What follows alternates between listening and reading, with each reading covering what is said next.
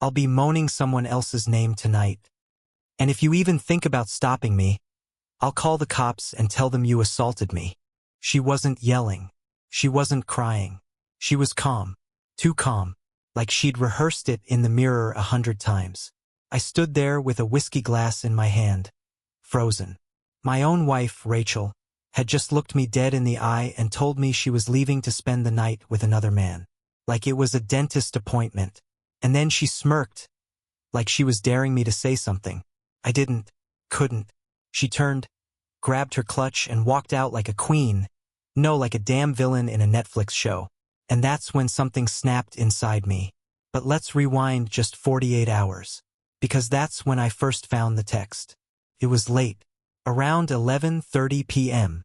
Rachel had fallen asleep on the couch after working late. Or so she claimed. Her phone buzzed. Normally I don't snoop. I respected her privacy. But that night something felt off. She was still in her office clothes, full makeup, like she hadn't even tried to wind down. Her perfume lingered in the air, too strong for someone who came straight home. Buzz. Another message. I glanced. Can't stop thinking about last night. Round 2 tomorrow. The contact was saved under Linda G. Cupcake. Like she thought I was born yesterday. My stomach dropped. I picked up the phone, hands shaking. Rachel stirred but didn't wake up. I opened the thread. My heart was pounding so hard I could hear it in my ears. The guy's name was Eric. I didn't know him, but I read enough. You taste better every time. He suspect anything? Not a chance. He's clueless. Pathetic, really? That one punched me in the chest. Pathetic? That's what she thought of me? After everything? After 7 damn years of marriage? I read further. She'd been seeing this guy for at least a month. Hotel receipts, voice notes, and even selfies. Disgusting, filthy ones. Her in lingerie I never saw before. Her biting her lip, whispering things I didn't think she was even capable of saying. And the worst part? She was enjoying it. Every second of it. I sat back, phone in hand, staring at this stranger sleeping on my couch. Her mouth slightly open. Her hand resting near the wine glass she never finished. I looked at her and felt nothing. No love. No pity. Just rage. I didn't wake her up. I just stood there, seething, thinking about every lie she told me lately. The office is demanding lately, babe. Sorry, I'm too tired tonight. Let's plan a weekend getaway soon. I just need to finish this project. Bull. Every word out of her mouth was dipped in poison. I remembered last Friday. She said she had a late meeting. I made her dinner, waited until midnight. She came home, reeking of hotel soap and cheap cologne. And I kissed her. I kissed her without knowing. I wanted to scream, throw something, but I didn't. I just stared at her sleeping face and quietly hated her. The next day I didn't say a word, just watched her, studied her like a detective studies a suspect. She moved differently now that I knew. Every "I love you" was a joke.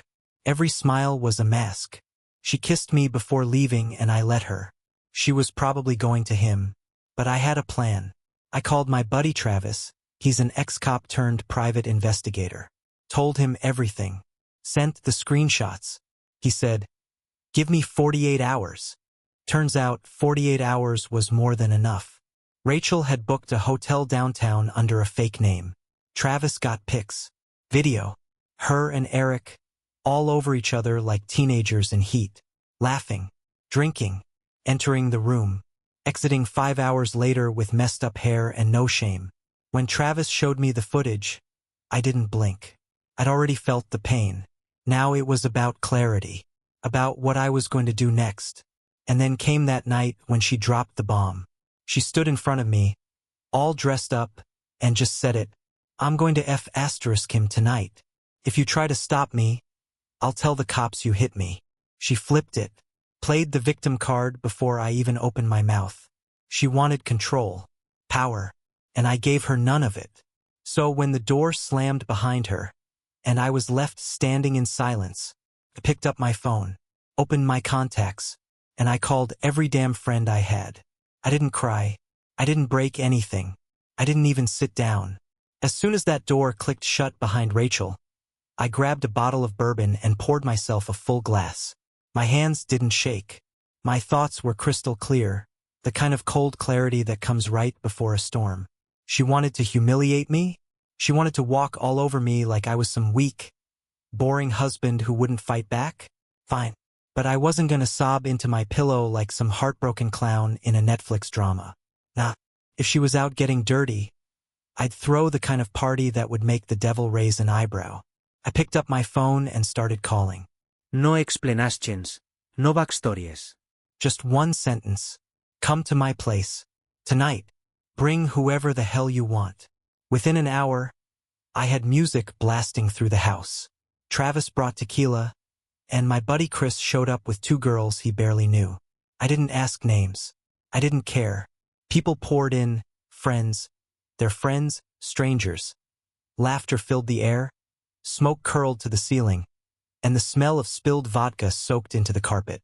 And there I was, in the center of it all, grinning. Not because I was happy, not even close, but because I was done pretending. Done playing the faithful husband while my wife played porn star behind my back. Then she showed up, Maya. She was Travis's ex-blonde, tattooed, dangerous. The kind of woman who made bad decisions look like art. She walked in wearing a crop top and ripped jeans, looked around at the chaos, and locked eyes with me like she already knew the script. "Where's your wife?" she asked, smirking. I raised my glass. "Out with some guy. So I figured I'd do the same." She laughed. "Well, cheers to revenge then." And we clinked glasses. It didn't take long. One dance turned into two. Her hands slid around my neck. My fingers found her waist. We weren't dancing anymore. We were staring at each other like we both knew exactly where the night was going. An hour later, I led her upstairs. People whistled. Some clapped. I didn't care. Let the whole damn world know. The second the door shut, Maya pushed me against the wall. Her lips crashed into mine, hot and angry, like she was trying to burn Rachel out of me. And for the first time in weeks, maybe months, I felt alive. Not numb, not broken, just alive. We didn't talk. We didn't whisper sweet things. We used each other like weapons, like two people trying to erase their pasts with every breath. By the time it was over, we were lying in a mess of sheets and sweat, her head on my chest. She looked up and said, "You know she's gonna lose her mind when she finds out." I smirked. That's the idea. The party downstairs was still going strong. People were shouting, drinking, making out in corners. I pulled on my jeans, walked to the balcony, and lit a cigarette I didn't even remember buying. I watched the chaos below, and for the first time I wasn't thinking about Rachel. But she made sure I'd never forget. Because at exactly 3:07 a.m., my phone buzzed. Her name lit up the screen, Rachel. I let it ring. Then she called again. And again. I picked up on the fourth. "Jake, what the hell is going on?" she screamed. "You tell me. I thought you were out getting some. You've got strangers in our house? You think this is how a man behaves?" I laughed. Hard. "Oh, now you care about how a man behaves? You mean like F*** and your side piece behind my back?" She went silent for half a second. Then the venom came out. "You're pathetic. You'll always be pathetic. Enjoy your little whore parade." I didn't flinch. I did. Twice. And I hung up. The silence after that call was better than any music, any drink, any fake comfort. It was the silence of a man who finally stopped playing the fool. The party raged on till sunrise. And me? I didn't sleep a second. I didn't need to. I was just getting started. She came back the next morning like she was returning from yoga. Rachel walked through the door in her overpriced sneakers, holding an iced latte, sunglasses on, no shame in her step, not a single strand of guilt in her hair. I was sitting on the couch, shirtless, bruised lip from who knows what happened last night, and still smelling like tequila, perfume, and victory. Our house reeked of the night. Spilled beer, cigarette smoke, broken glass near the kitchen island. One girl was still asleep on the carpet near the hallway, wearing someone else's hoodie. Rachel paused, looked around. This is disgusting, she muttered. He stared at her, deadpan. Yeah? Kinda like your behavior. She slowly turned her head to me. Excuse me? I stood up, walked straight toward her. My heart wasn't racing anymore. I wasn't scared. I wasn't confused. I was ready. Don't excuse me. I saw the messages. I saw the hotel receipts. You really thought I was that blind? Her face didn't change. Not even a flinch. Just pure arrogance. She took off her sunglasses and said, "So what if I did? You haven't exactly been husband of the year lately." There it was. The deflection. The manipulation. I almost laughed. Are you seriously blaming me for your cheating? She shrugged. Call it what you want. I needed something you couldn't give me anymore. I clenched my jaw. Like what? Validation? Excitement? Or just another body to crawl on top of? She raised an eyebrow, smug. At least he makes me feel wanted. I took a step closer. Not threatening, but direct. Wanted? Rachel, I wanted you every damn day. I supported you, listened to your whining about work, made you dinner while you were out getting touched by some guy named Eric. You were wanted. You just chose to be trash instead. That one stung her. I saw it. A flicker. A twitch in her jaw. But she covered it up with a laugh. Well, she said, putting her bag down. At least I didn't have an orgy in our house. Now I laughed. Loudly. Oh, you're mad now? You walk out. Say you're going to F*** another man, and threaten to call the cops on me. And you're mad I had a revenge party. She stepped forward, voice sharp. You humiliated me. I tilted my head. No, sweetheart. You did that to yourself. I just stopped covering for you. She opened her mouth, probably to spew more venom, but I cut her off. And by the way, I slept with someone too. Her name's Maya. She screamed louder than I ever heard you in the last 2 years. Rachel's face went pale. I smiled. Yeah, that's right. You're not the only one who can play dirty. For the first time, she looked like she didn't have a comeback. She blinked. Twice. Then, you bastard. I nodded. That's me. The bastard you cheated on. The bastard who paid the bills while you were out pretending to be someone else. The bastard who finally stopped giving a damn. She grabbed her keys. I'm staying at a hotel. I opened the door for her. Make sure it's not the same one you used with your boy toy. Might be awkward. She stared at me, furious, fists clenched. But she had nothing. No lies left. No tricks. Just hate. She walked out without another word. I closed the door behind her. Exhaled. No tears. No regrets. Just silence again. And for once, that silence felt like peace. But I wasn't done yet. I had decisions to make. Real ones. And she wasn't going to like any of them. After Rachel stormed out, the house fell into an eerie kind of silence. The party was over. The mess was cleaned.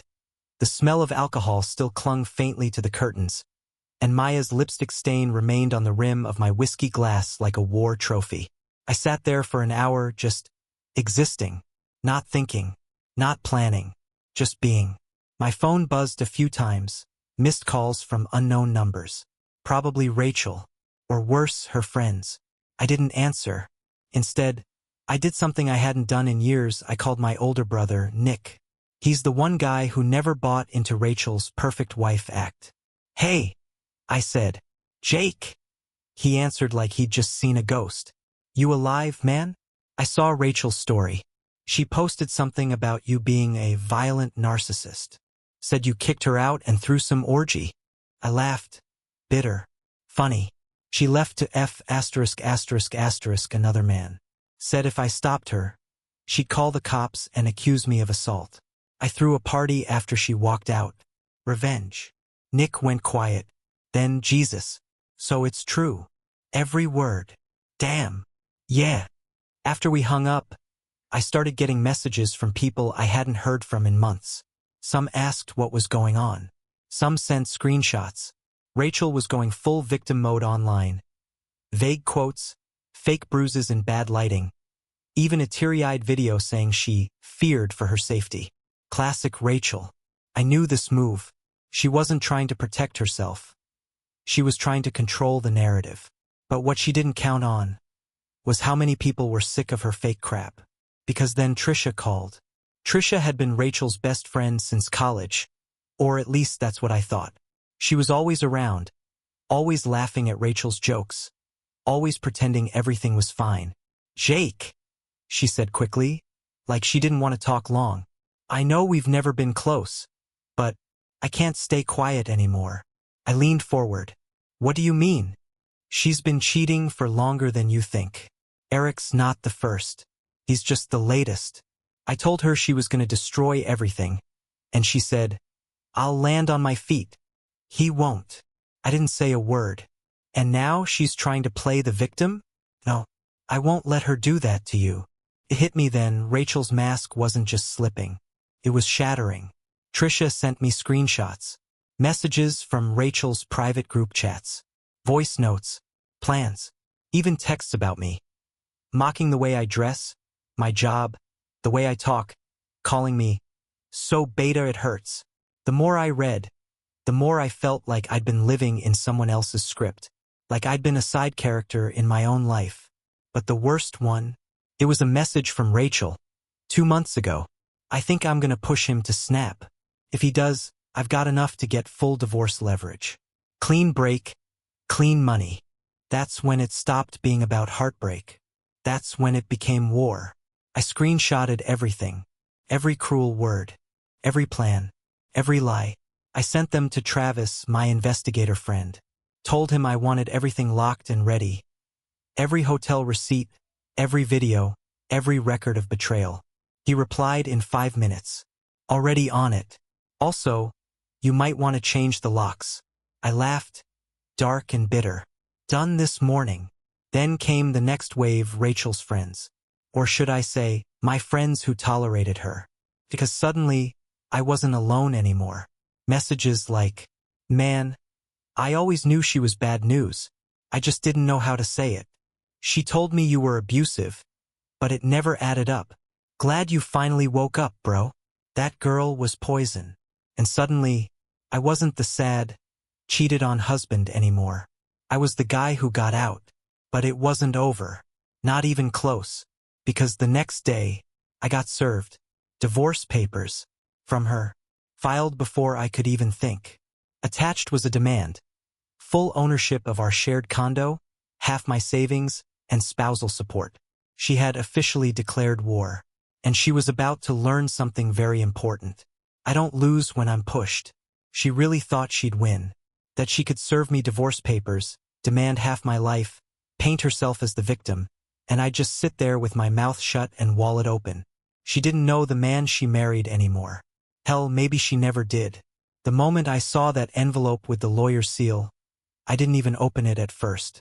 I laughed. Loud. Full chest, no filter kind of laugh. Maya, who was still staying with me now and then, looked at me from across the room and raised an eyebrow. "She really went there?" she asked. I held up the envelope like a trophy. "Oh, she went there. She's about to wish she didn't." That same day, I called my lawyer, Angela Wells, a cold-blooded beast in heels who'd handled my company's contracts for years. Smart, brutal, and allergic to liars. "I want a war," I said on the phone. "You got one," she replied without skipping a beat. We met that afternoon. I gave her the folder screenshots from Rachel's phone, the cheating, the messages about setting me up, Trisha's testimonies, Travis's surveillance reports.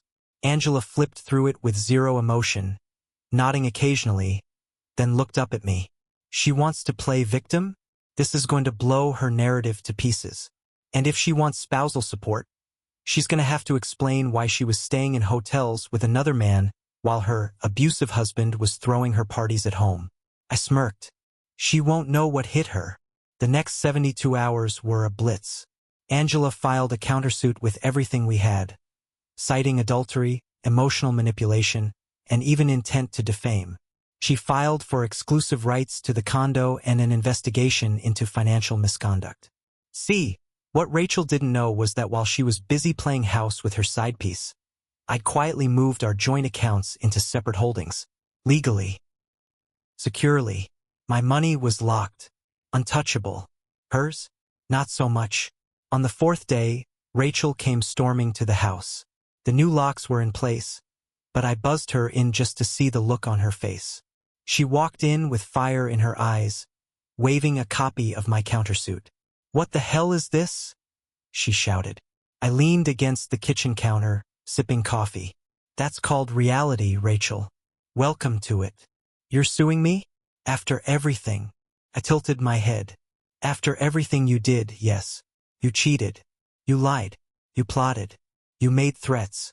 And now, you're mad because I hit back." She looked like she wanted to throw something, but her hands were full of paper. "This is insane. You're ruining everything." "No," I said, stepping closer, my voice low, calm. "You ruined everything the moment you looked me in the eyes and said you were leaving to another man. You lit this fire. Now burn in it." She stood there, breathing hard, and for a moment, just a moment, I saw fear. Not rage, not ego, but real, naked fear. Then she snapped. "You'll regret this. I'll tell everyone you hit me, that you forced yourself on me. You'll lose everything." I stared at her like she was a stranger. "You already tried that once. Didn't work. Now try it again. I dare you, because this time I've got video, witnesses, text records, and an army of people who've seen who you really are. Try it again, Rachel. I'm not scared of you anymore." Her face twisted, ugly and furious. She turned to leave, but before she walked out, I added one last nail to the coffin. "Oh, and Eric?" He reached out. "Apparently, you told him I was abusive too. Guess what? He didn't like being part of your game. He gave me everything, your chats, your videos, your blackmail plans. He's flipping on you in court." She froze. For the first time, she had nothing to say. And then she walked out, quiet. Angela called me that night. Her lawyer's already panicking. They're trying to settle. "You want to play nice or make her crawl?" I smiled to myself. Let's see how she looks on her knees. I didn't want revenge anymore. I wanted justice. And Rachel was about to taste every bitter drop of it. A month passed. A month since the war began. A month since I stopped pretending. Since I shed that quiet, faithful husband mask and stood eye to eye with the devil I married. Court dates were set. Lawyers were in full beast mode. My name was no longer tied to Rachel's lies. Her attempts to smear me online backfired spectacularly when people started asking questions she couldn't answer. She stopped posting not long after Angela sent her a formal warning about defamation. The silence was better than music. But the weirdest part wasn't her disappearing. It was the stillness that followed. I woke up one morning. No messages from lawyers. No emergency calls from Travis. No dramatic appearances at my door. Just the sun bleeding through the blinds, the low hum of the fridge, and the weight of knowing it was over. At least the chaos was. I brewed coffee and sat on the balcony, the one she always said was too cold to use. I stared out at the skyline, wondering how long I'd been living like a ghost in my own life. Maya was gone by then, not in a bad way. She'd left 2 weeks earlier after we both agreed what we had was built more on pain than anything real. She kissed me on the cheek before leaving and said, "You're stronger than you think, Jake, but don't let this become who you are." She was right. The fight was never really about Rachel. Not anymore. It was about me, the man I lost trying to please her, trying to deserve her, trying to believe she was something more than a wolf in lipstick. The Jake who waited up for her at midnight, hoping she'd come home early to surprise him. He was gone. The Jake who excused her coldness, her sarcasm, her cruel digs in public because she's just stressed, buried. What remained was something sharper, wiser, a little more dangerous. I wasn't a victim. I was a survivor. 3 weeks before the court date, Rachel's lawyer reached out again. They wanted to discuss terms. Angela and I sat across from them in a sleek glass conference room downtown. Rachel walked in late, of course, dressed like she thought she was auditioning for Real Housewives of New York. Overdressed, overdone, overconfident. She didn't look at me at first, probably hoping I'd still be that same man from before, the one who held back to protect her dignity. That guy was dead. I kept my face unreadable while Angela laid out the counter-evidence. Screenshots, audio recordings, statements, receipts. When Eric's signed affidavit hit the table, Rachel's face went pale. That was the turning point. She looked at me for the first time. But this time, her eyes didn't say, "I win." They said, "I didn't think you had it in you." Damn right, I did. They folded. We negotiated down the settlement to a fraction of what she wanted.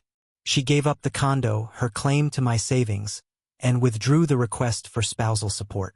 The only thing she walked away with was her clothes, a second-hand car, and her pride. What little of it remained. As we left the room, she tried one last jab. "You didn't have to destroy me, Jake." I paused, looked her dead in the eye. "I didn't destroy you, Rachel. I just stopped protecting you from yourself." She had no comeback. That was the last time I saw her. I moved out a month later, got a new place. Smaller, cleaner, quieter. No shadows in the corners. No ghosts in the closets. Just me. I started sleeping again, eating better, went back to the gym, and I didn't check her social media, didn't ask about her, didn't care. For once, my life was mine again. And one night, while walking home from a bar, I saw a guy holding his girl's hand, laughing. Just normal. No tension. No lies. No acting. And for the first time since this all began, I didn't feel bitterness. I felt hope. Maybe one day I'll meet someone new. Someone who doesn't weaponize love. Someone who doesn't see kindness as weakness. But for now, I've got my peace. And after what I went through, that's more than enough. It's crazy how one sentence can change your life. I'm going to F*** another man. If you try to stop me, I'll call the police and tell them you assaulted me. That line tore down everything I thought was real. 7 years of marriage, shared holidays, whispered I love yous in the dark, shattered like cheap glass. And now, months later, as I sit here writing this with a whiskey in my hand and not a single tear in my eyes, I finally understand the truth. She was never my partner. She was a storm pretending to be the sky. Rachel didn't destroy me. She revealed me. She stripped away the illusion of comfort, of routine, of love that was never really love. And in the wreckage, I found a version of myself I actually respect. I look back now, and yeah, it still stings. I mean, how could it not? I gave her everything. My loyalty, my future, hell, even my self-worth. And she spat on it like it was a used napkin. But instead of staying broken, I built something stronger. Let me be clear. This isn't some rise above it fairy tale. No, I got dirty. I fought back. I made her pay. And I don't regret a damn thing. Because sometimes, the only way to heal from a woman like Rachel is to let her feel the fire she started. You know what no one tells you? That the scariest part of betrayal isn't the act. It's the silence afterward. When you're sitting alone, trying to figure out if the last however many years of your life even meant anything. You replay every fight, every late night, every "I'm just tired" excuse, and you realize you were living with a stranger, a liar, a narcissist, someone who smiled at you while plotting your fall. But if you're reading this, if you're where I was, let me give it to you straight. Man to man. 1. Never ignore your gut.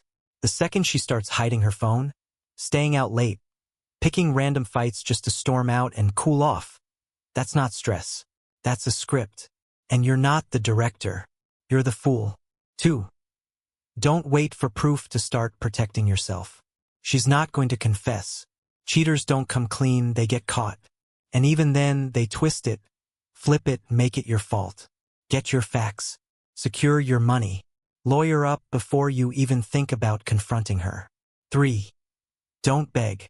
For love. For truth. For closure. Don't beg. If she wanted to fix it, she never would have broken it. The moment you beg, you give her the power she already thinks she owns.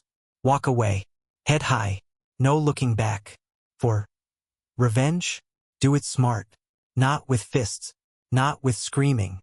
Do it with silence, evidence, and paperwork. Destroy her in court, not in the living room. Let her choke on her own lies. 5. And finally, never let a broken woman tell you your worth. Rachel once called me pathetic. That word haunted me. For weeks, I believed it. Now, I wear it like armor.